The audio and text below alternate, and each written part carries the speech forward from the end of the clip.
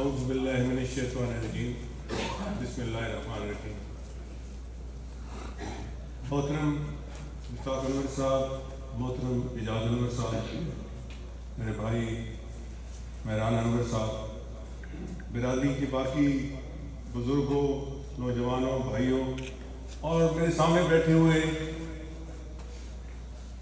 میرے خزانہ، میرا اثاثہ، اللہ تعالیٰ کرم سے میری طاقت، آپ سب کو السلام علیکم.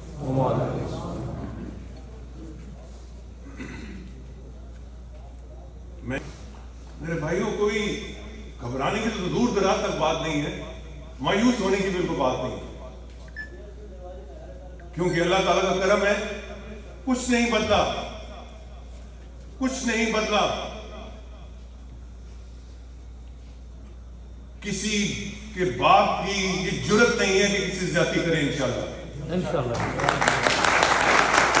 اور آپ دیکھیں گے، پیچھے بھی میں ایم پی اے نہیں تھا، اب بھی نہیں، مگر پچھلی دفعہ میں ایم این اے نہیں تھا کیونکہ میں پی ٹی آئی میں شامل ہونے کے لیے تیار نہیں تھا. اس دفعہ میں نون لیگ میں شامل ہونے کے لیے تیار نہیں تھا. یہ لمبی کہانی ہے، میں پڑھنا نہیں چاہتا، مگر میں اس وقت آپ کو اتنا کہتا ہوں کہ میں سیاست سر اوپر کر کرنا، میں کسی کی نوکری نہیں کرتا. میں نوکری نہ پی ٹی آئی کی کرتا ہوں، نہ نون لیگ کی کرتا ہوں، اور نہ کسی فوجی کی کرتا ہوں. میں نے عزت سے سیاست کرتا ہوں. اس وقت عزت کی سیاست نہیں تھی. اگر عزت کی سیاست ہوتی تو مجھے بتائیں، جو بدترین شخص جن کو ووٹ یا نہیں ملے وہ مبارکے لے رہے ہوتے، اور کیا ان کو لوگ مبارکے دے رہے ہوتے؟ بے شرم وہ ہیں جنہیں پتہ ہے ہم ہار گئے ہیں، وہ مبارکے لے رہے ہیں، وہ بے شرم ہیں یا ان کو مبارک دینے والے بے شرم ہیں؟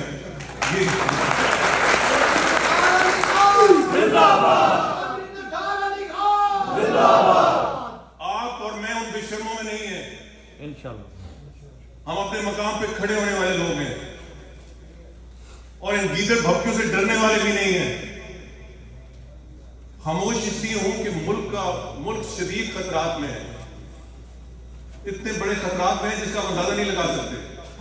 ہمارے کئی بھائی، میں چکری تھا پیچھے، تو ہمارا بہت ہی جیالے قسم کے دوست اور بھائی ظہور صاحب ممبر سیال، انہیں کہا ہم نے ٹھیکہ اٹھا لیا ہے ملک کو بچانے کا. ہاں، ہم نے ٹھیکہ اٹھا لیا، کیونکہ یہ ملک ہے تو ہم سب ہیں. یہ آپ کو اندازہ نہیں ہو سکتا. آپ نے مجھے ملا بنایا اس کشتی کا. میں آپ سے زیادہ اہل نہیں ہوں، آپ سے زیادہ عقل مند نہیں ہوں. آپ نے ملا بنایا تو میں نے اس کشتی کو پار لگانا ہے، مگر ملک کو بچانا ہے. جو اور لوگوں کی ذمہ داری ہے وہ ملک بچا رہے ہیں 2 نمبر لوگوں کو ممبر زبردستی بنا کے. اس کا جواب وہ روز محشر اللہ تعالیٰ کے سامنے دیں گے، مگر دنیا میں دیں گے. یہ بھی دیکھ لینا، میری بات یاد رکھنا، دنیا میں بھی ہوگا حساب. جب اس قسم کا ماحول آتا ہے تو میں نے رہنمائی، یہ سب جان لیں، میں بہت سی باتیں نہیں کرتا. میں کروں تو آپ کہیں گے ٹھیک کہتے ہیں آپ، مگر بہت سی باتیں نہیں کرتا، کیونکہ میں پاکستان کی مشکلات میں اضافہ نہیں کرنا چاہتا. مگر جب اس قسم کی وقت آتی ہے تو میں رہنمائی کلام پاک سے لیتا ہوں، اور قرآن شریف میں یہ حکم ہے. قرآن پاک سے بڑا کوئی کلام نہیں ہے، کیونکہ اللہ تعالیٰ کا کلام ہے کہ جب مشکل وقت آئے صبر سے کام لو. سو میں بھی صبر سے کام رہا ہوں، ظہور صاحب آپ بھی صبر سے کام لیں، آپ سب صبر سے کام لیں. آپ کو شرمندگی کی کیا ضرورت ہے؟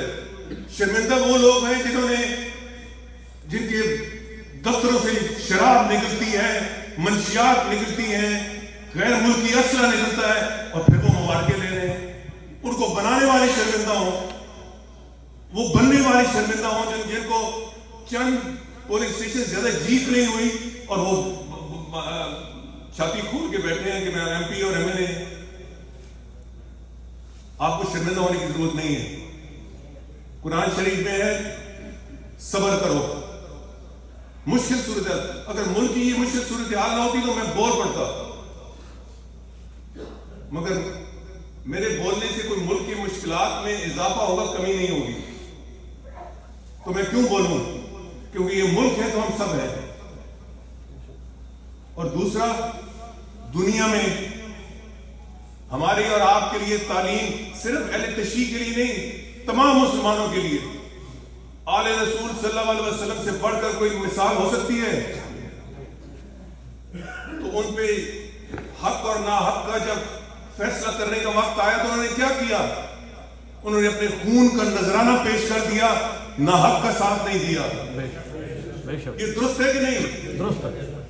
ہم ان کی پاؤں کی خاک کے برابر بھی نہیں ہیں, مگر ان کی سنت پہ چلنا تو کوشش کر سکتے ہیں نا.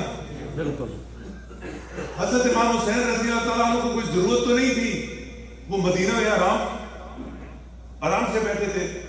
وہ کہتے کہ یزید امارت کرتا رہے, وہ امیر رہے, مجھے کوئی اعتراض نہیں ہے. اتنا کہتے تھے, وہ بھی بچ گئے, ان کا خاندان بھی بچ گیا.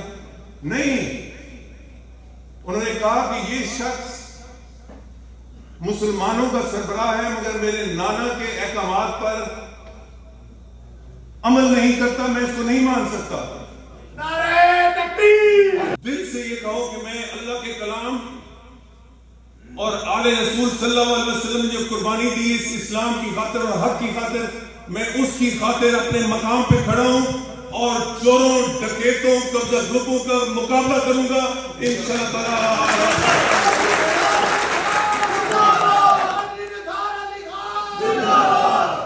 میں آخری دم تک مقابلہ کروں گا, مگر میری ایک مجبوری ہے کہ میں نے ملک کی عزت کا اس کا تحفظ کرنا ہے. آپ مجھے ملا اس لیے نہیں بنا دے کہ میں خود بھی ڈوبوں اور کشتی کو بھی ڈبو دوں. آپ مجھے اس لیے بتاتے ہیں کہ کشتی کو میں تحفظ دوں اور طوفانوں سے نکال کے ساحل کی طرف لے کے جاؤں. آپ دیکھتے رہیں. آج مجھے بتائیں یار, میں کوئی لمبی بات نہیں کرنا چاہتا, آج مجھے بتائیں حضرت امام حسین رضی اللہ تعالیٰ عنہ, دوسرا یزید, وہ اقتدار میں تھا, امیر المومنین کہتا تھا اپنے آپ کو. یہ کچھ بھی نہیں تھے, صرف آل رسول صلی اللہ علیہ وسلم تھے. آج کس کا نام زندہ ہے؟ امام حسین رضی اللہ تعالیٰ کو یزید کو کوئی نام دیتے, کسی کو گالی دینی ہو تو کہتے ہیں یزید ہے. تو حق کا راستہ ہمیشہ سچ کا راستہ ہوتا ہے. سچ کا راستہ میں اللہ تعالیٰ کی برکت ہوتی ہے. شاید اللہ تعالیٰ ہمارے سارے گناہ معاف ہو جائیں صحیح راستے پہ چلنے کے. تو میں کچھ بھی نہیں ہوں, میرا ایک بیٹا ہے, میں کچھ بھی نہیں ہوں. اللہ تعالیٰ کے کرم سے اور آپ کی طاقت سے میں اپنے مقام پہ کھڑا ہوں. اپنے قد پہ جو کھڑا ہوں تو یہ تیرا ہے کرم, مجھے جھکنے نہیں دیتا ہے سہارا تیرا. سبحان اللہ. تو میرے بھائیوں, یہ صرف سیاست نہیں ہے, یہ حق سچ کا راستہ ہے اور میں نے اس پہ قائم رہنا ہے. مشکل ترین حالات آنے والے ہیں. آج مجھے بتائیں, میں کوئی لمبی بات نہیں کرنا چاہ رہا, تنقید بھی نہیں کرنا چاہتا. میں نے کتنی دفعہ میاں شباز شریف کو پیچھے کھینچ کے روکا کہ زرداری کے خلاف اتنے سخت بیانات نہ دو جو کل کھانے پڑے ہیں. مجھے یاد ہے کبھی تقریر کرتا میں نے کسی کمیز سے کھینچا, یہ کہہ رہا میں اس کے پیٹ سے نکالوں گا, میں اس کو سڑکوں پہ گھسیٹوں گا. آج اسی شخص کو صدر بنا رہے ہیں یار.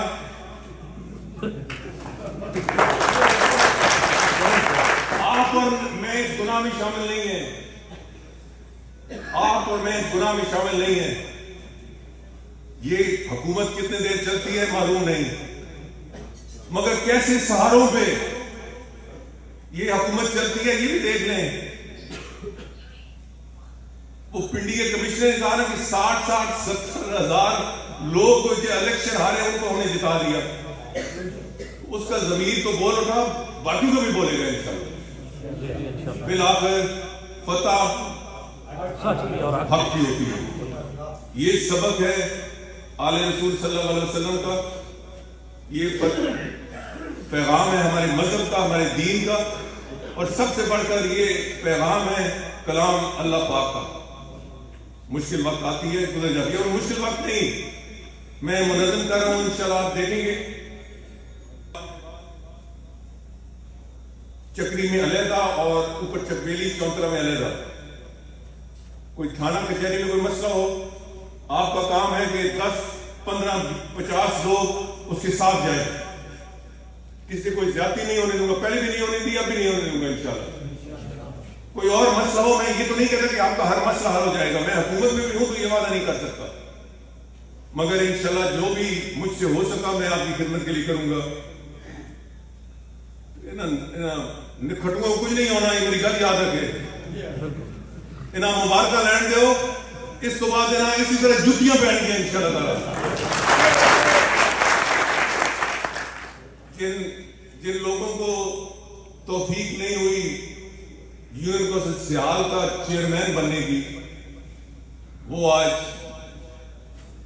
جعلی ووٹوں کے ذریعے ایم پی اور ایم ایل اے بنے بیٹھے، مگر اس کے باوجود یونین کونسل چہان میں آپ کی بہت بڑی جیت ہوئی ہے، یونین کونسل سیال میں آپ کی بہت بڑی جیت ہوئی ہے، یونین کونسل کولیا میں آپ کی بہت بڑی جیت، چکری میں سب سے زیادہ جیت، یونین کونسل پڑیال میں بہت بڑی جیت، یونین کونسل ترائیہ میں بہت بڑی جیت۔ تو میری گزارش ہے اپنی طاقت سے نظریں نہ چرائیے، نظر انداز نہ کیجیے۔ ایک دو یا اب یہی دیکھیں، میں مشکور ہوں اجاز انور چودھری مشتاق انور صاحب کا اور منار انور صاحب کا اور ان کی خاندان کا، کہ اتنے بڑے دوست، بہت سارے دوست بیٹھے ہوئے ہیں، ادھر بیٹھے ہوئے ہیں، ادھر بیٹھے ہوئے ہیں، ملک صاحب یہاں بیٹھے ہوئے ہیں، مجھے بڑی خوشی ہوئی دیکھ کے، اور بہت سارے دوست ہیں، جانے پہچانے لوگ، آپ سب آئے۔ میں آپ کا ایک طرف سے لے کے دوسری طرف بہت مشکور ہوں، مگر ان کا خاص طور پہ مشکور ہوں کہ انہوں نے اس کا اہتمام کیا۔ مجھے بتائیں کہ چہان ناڑیاں کھوٹیاں سے لے کر وہ پڑیال کے کونے تک ہزاروں کی تعداد میں آپ ووٹ، یہ ہزاروں کی تعداد میں آپ کو ووٹ نہیں پڑے، لاکھوں کی تعداد میں پڑے، دونوں ہاتھوں کو اگر ملائیں تو میری گزارش ہے کہ ہم نے اس گروپ کو مضبوط رکھنا ہے۔ آئندہ بلدیاتی الیکشن میں ہم نے مضبوط آدمی کو ان یونین کونسل انشاءاللہ دیکھیں گے کہ کس طرح بلدیاتی الیکشن کس طرح ہوگا انشاءاللہ۔ میں خود سر پہ چڑھ کے اپنے لوگوں کی حمایت کروں گا، مگر ایک بندہ کھڑا ہونا ہے، دو نہیں کھڑے ہو جانے۔ اور تیسرا، آئندہ جب الیکشن آئے گا تو پھر آپ سے مشورے کے ساتھ، مگر میں دھولیال کے یہاں دوست بیٹھے ہیں، میری طرف سے سنگرار کے دوست بیٹھے ہیں، چہان کے، گاجر کے، چکری آؤں گا تو تب بیٹھیں گے، ویسے بیٹھیں گے انشاءاللہ۔ میری آپ سے صرف ایک درخواست ہے کہ اب جب آپ اپنے گاؤں واپس جائیں تو وہاں اپنے اپنے گاؤں میں میری طرف سے لوگوں کو شکریہ کا پیغام دیں، کیونکہ ایک ایک قطرہ اکٹھا ہوتا ہے تو سمندر بنتا ہے۔ ٹھیک ہے ہمارے کئی لیڈران ہیں، ان کی مہربانی ہے، مگر عام لوگ ووٹ دیتے ہیں تو ہماری کامیابی ہوتی ہے۔ ہم نے پیچھے مڑ کے نہیں دیکھنا، آگے دیکھنا ہے، اور انشاءاللہ تعالیٰ فتح مبین کا انتظار کرنا ہے۔ بہت شکریہ۔